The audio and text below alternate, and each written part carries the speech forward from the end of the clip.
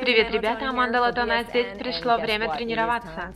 Что у нас сегодня? Сегодня у нас одно из моих любимых занятий – это плеометрика. Я люблю плеометрику, я покажу вам несколько упражнений сегодня. Причина, почему они мне нравятся, это потому, что они тренируют нижнюю часть тела.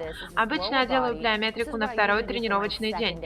Вот что я говорю всем, если хотите накачать свои ягодичные мышцы, то девушки должны это делать дважды. Мальчики могут делать это один раз. Девочки, которые постоянно спрашивают меня, как качественно потренировать ноги, поджарить их, должны делать это 2 раза в день, это очень эффективно.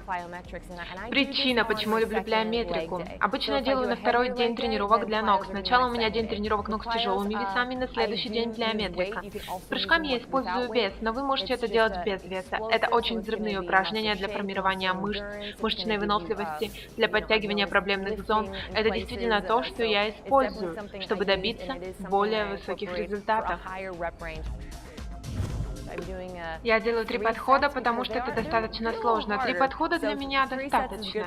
И я стараюсь делать чуть больше повторений, от 15 до 20, иногда до 25. Это замечательно для всей фигуры. Это отличный жиросжигатель. Упражнения поднимают вашу температуру, сжигают калории. Вы можете прийти в зал на плеометрику и на 45 минут и сделать очень много упражнений. Конечно, если вы готовы потрясти своей попой. Поехали!